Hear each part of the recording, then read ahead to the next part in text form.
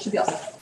Great. So we are live again, and we're turning to H45, which is a bill related to abusive litigation and the prevention of abusive litigation. We have a witness today, Jennifer, who is going to testify. Thank you so very much for coming here today, and I'll turn it over to you. Thank you. Thank you for making me feel so welcome and giving me the opportunity to share my story. My name's Jenny. I live in Norwich, Vermont, and I come from a very long line of Vermonters going back 7 generations. So it's really an honor to be invited to come and speak on this issue today. I never imagined myself taking up this cause, ever. But my life is abusive litigation, and I can't escape it without help. My story begins 6 years ago when I separated from my former spouse after domestic violence. We shared together a beautiful and happy times daughter who is 7 years old today. And my former spouse was arrested, and he was criminally charged with domestic assault. I was granted an emergency relief from abuse, and then I pursued a final relief, which was granted for an additional 1 year. My former spouse was released from jail with conditions that mirrored that final relief from abuse order. Over the next 2 years, my former spouse filed one continuance after another in his criminal case. He changed his lawyer 3 times, and that forced me to have more contact with him. I had to miss more time from work, and it prevented my ability to heal emotionally. He also made me fear for my right to privacy when he subpoenaed my medical records. That subpoena was denied, but that fear lingers even today that he will seek to invade my privacy far long after our divorce. And to reach closure, the state prosecutor finally offered my spouse a plea for a lesser charge, a misdemeanor for disturbing the peace, and probation for 12 months, and with good behavior, a clean record that would be expunged. And that plea was finalized, and the charge has since been expunged. During our divorce, each of us was represented by a competent counsel. We had a 2.5-day contested hearing, and it was awful. And the judge entered a final order and parenting plan that's 33 pages long. The order entered 5 years ago granted me legal physical custody of our daughter, with shared 50-50 equal visitation. And the order entered 5 years ago is still in effect in its original state today. And I really want to underscore that. I really want you to remember that and keep that in mind as I walk you through what's occurred since that final order 5 years ago. My former spouse now acts as a pro se litigant, and he's filed motion after motion in court. And with every motion that he files, I'm forced to defend myself. I lose precious time with our daughter. I lose time at work. I have to spend that time meeting with lawyers, and I've spent thousands and thousands of dollars in legal fees. And I'm re-traumatized over and over again, just trying to reach that dream. And it's a really simple dream. I just want my daughter and I to live our lives free from abuse. And what does motion after motion mean? This is what it looks like. My former spouse continuously seeks to relitigate issues that have already been decided by the courts. And it's not about winning or justice for him, because he seeks to delay even his own court proceedings as long as possible by repeatedly seeking continuances, and it's to prolong power and control over me and deplete me emotionally and financially. And when he ultimately reaches that unfavorable ruling, he begins all over again, bringing similar or parallel litigation in another court. He's appealed our divorce with the Vermont Supreme Court. It's been twice denied. He appealed our divorce again in the United States Supreme Court with a petition with writ of certiorari, twice denied. He brought a retaliatory civil lawsuit against me in the United States Court for District of Vermont, making meritless claims of Fourth Amendment violations, Fifth Amendment violations, 14th Amendment violations, malicious prosecution and abuse of process, intrusion upon seclusion, stalking, false imprisonment, kidnapping, assault, interference with contact and visitation, fraud, slander, and libel. This too denied and is now under appeal.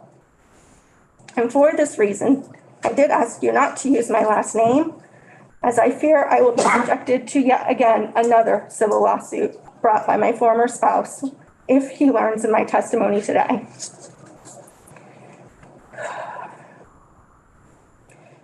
My attorney, who has more than 30 years of experience, has shared with me he often sees high conflict families with court case summaries that total about 3 pages. Our case summary totals over 35 pages in the Vermont Superior Court alone. My former spouse has appealed and filed for reconsiderations in almost every instance.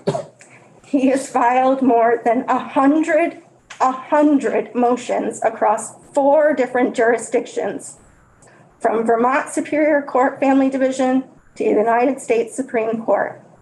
And the motions range from frivolous to emergencies to reconsiderations. Again and again, he persistently and habitually files lawsuits without reasonable grounds for doing so. Vacations, birthdays, funerals, holidays, every single moment of our life is impacted by abusive litigation. Even as recently as this past Christmas Eve, I learned he filed 12 appeals and reconsiderations in a single day in Vermont Superior Court. And you might be asking yourself, is this just another high conflict couple? It's not, no. Over the past 5 years, I have brought forward just 4 motions, 3 for contempt to enforce the final order, and once for enforcement of the judge's referral for a parent coordinator. I've tried mediation. I've gone twice to reduce conflict and come to resolutions. And I strongly believe he doesn't want a resolution. He wants to rule me. The court's appointed a parent coordinator, which I support, yet he's refused, prioritizing instead 19 more appeals and reconsiderations in court.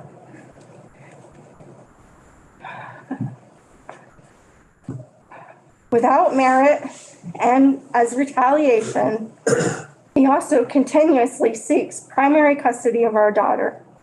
He falsely portrays himself as a victim, seeking a restraining order from me for himself and our daughter. In another court, in another state, this too denied. He lies repeatedly in court, and he's not held in contempt for his lies under oath, despite the claims being found without merit. I have to keep diligent records of my entire life to protect myself. And I live in fear each and every day that I will be continually served legal papers and be forced to appear in court to maintain legal custody of our daughter. He uses our daughter as a pawn through fear and anger and manipulation, and coerces her to also make false statements that I am an unfit mother and an abusive parent. And these lies cause enormous confusion and stress on our little daughter, and they strain our loving bond. Our daughter is 7, and she's been in therapy for the past 5 years. She suffers with anxiety and stress and anger. And his end game is to coerce me to relinquish custody of our child and lose everything I care about in the world. And this would destroy me. And he is relentless in his pursuit. The courts, they marginalize and they deny the abuse, literally ignoring our experience, paving the path for our nightmare to never end.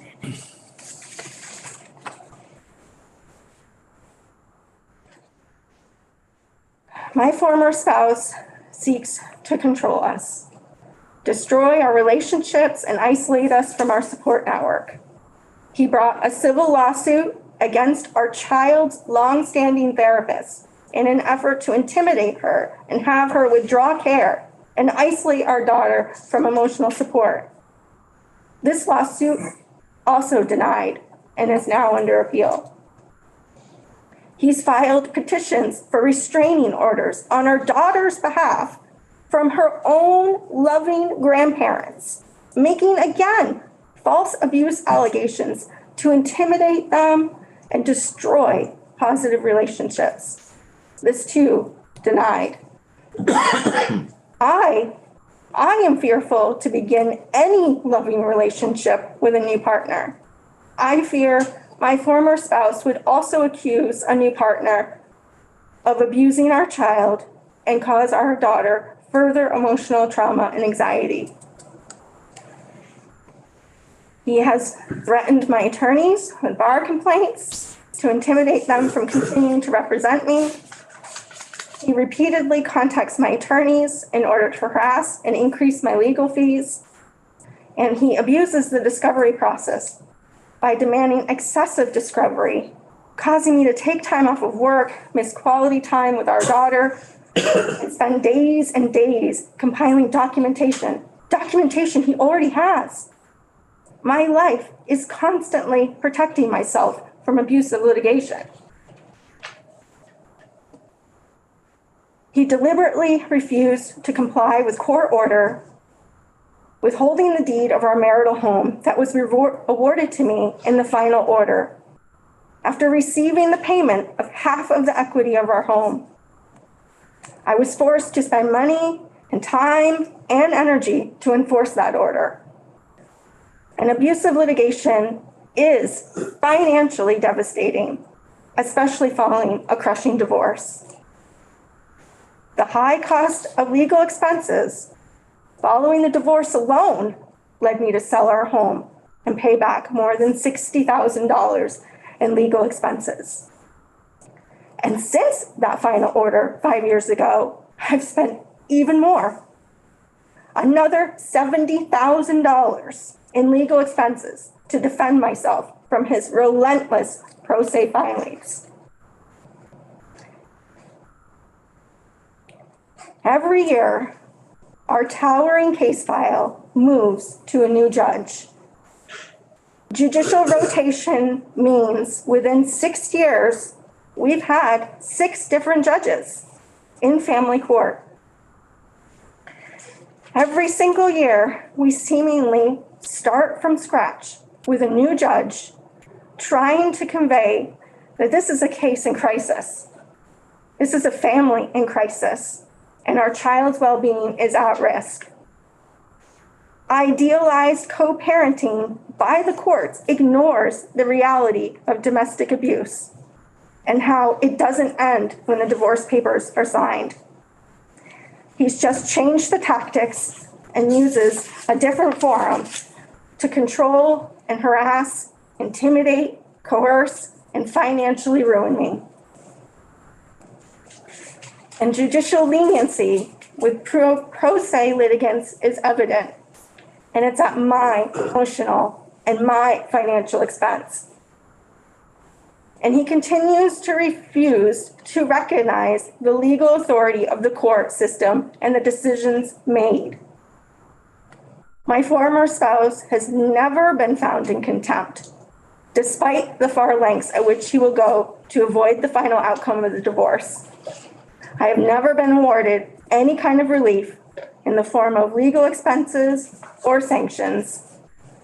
There has been no acknowledgement of his malicious and intentional lies under oath by the court with penalties of perjury. My former spouse has even attempted to have a judge disqualified from a case after receiving an unfavorable ruling. We, all of us, we are all collateral damage in this never-ending divorce with no protection, and the court system is being used as a tool for continued abuse. And let's not forget, my former spouse is pro se, unless the consequences become too great for him. With every motion written and every cross-examination he makes, it's him confronting me on the stand. With questions, it's him staring back at me with that knowing smirk on his face, echoing the threats he made when I left him, that he will ruin me. 5 years ago, our divorce was finalized and nothing, yet everything has changed. Our final order and parenting plan, issued 5 years ago in its original state and original form, is still in effect today, including his 50% visitation, while abusive litigation has overtaken our entire lives. Any action I take in my life can have severe consequences, leading to my former spouse to file another legal action. Being 15 minutes late with advance notice to a custody exchange because of a dead car battery, or making a decision about our daughter's education, has resulted in a barrage of court filings. The courts that I believed would provide me and our child protection are a weapon that my former spouse uses against me to destroy me psychologically, emotionally, and financially. Every moment of my life, I live in fear of what motion will come next. And I hope today, in this moment, you hear this fear and you understand that we didn't ask to be abused and we don't want to be abused, and we need help and we need a legal intervention to protect our civil rights from abusive litigation. The courts need to understand abusive litigation destroys lives and families. My daughter is 7 this year, and it pains me how little progress I've been able to make over the past 6 years to protect her and myself, despite my pleas to a bench of capable and intelligent adults. What this bill would mean to me is hope. Hope that the courts can rebuild integrity and trust with the communities that they serve. And with judicial training and application of a bill like this, my life would change for the better. My daughter's life would change for the better. And I could be a fully present parent, free from chronic fear, and we may begin to rebuild our life, free from abusive litigation, and have resources and time to heal from the suffering. I need to believe there is a way out for my daughter and me, a way for us to find protection. And please, I really hope you will carefully consider this bill and the positive difference that it will make in Vermont for children and survivors like me. And lastly, I really want to thank my friends, my families, my lawyers, medical providers and teachers, and our child's therapists who continue to help me and my daughter knowingly at great personal risk to themselves. Thank you for listening to my story and considering this bill. Thank you. Thank you very much. Very brave. Will you take any questions? And you don't have to if you don't want to. Yes. Are there any questions? So I'm wondering if Protective Services has been helpful at all with this process, or involved in terms of the abuse that your daughter is facing from these, not from you, but like, are they at all involved in being a witness or helping out in any way? My understanding is the Department of Child Protective Services has been contacted by our daughter's pediatrician, who's registered the concerns. I've never been contacted. And they've been contacted previously, because I understand it to be a policy that states, state police, they have to file a complaint. But Like the judges don't ask for information when they're considering these complaints that keep getting charged at you. Like, I just wonder if the judge has called in DCF as a witness or anything. No, they haven't. no, they haven't. Thank you for sharing this very difficult situation and helping us to figure out how to address it. Yeah, thank you for considering it. Any other questions? Ken? So I just took in a lot of information, and I feel horrible about this, but I might ask you a couple questions that maybe I missed. But is he allowed to have contact with your daughter and his? Yes, he has 50% visitation rights. So,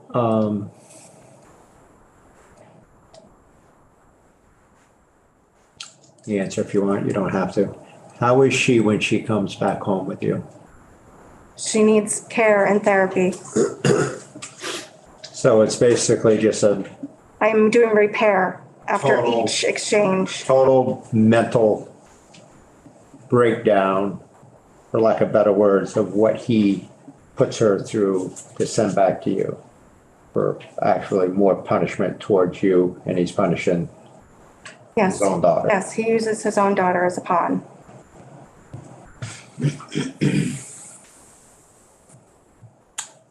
Heard this story before. I'm very sorry. I'll get back to you. Thank you. Tom? And you said there's an abuse prevention order in place right now? I've let them expired. They have expired. Yes. He lives how far, sorry, Tom. He lives how far away from you? It's about 25 minutes.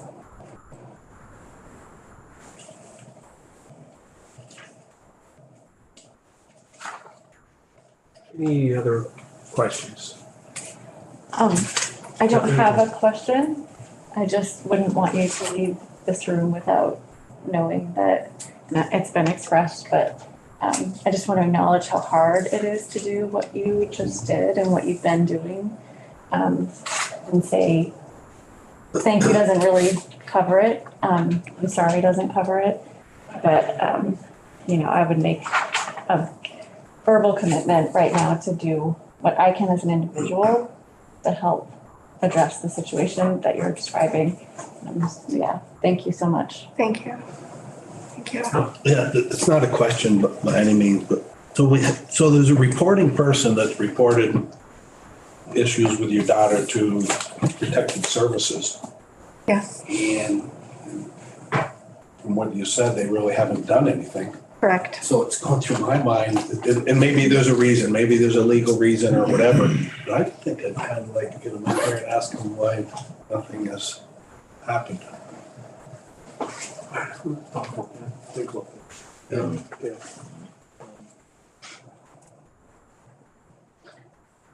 Anything else? So we're going to go off live just for a moment.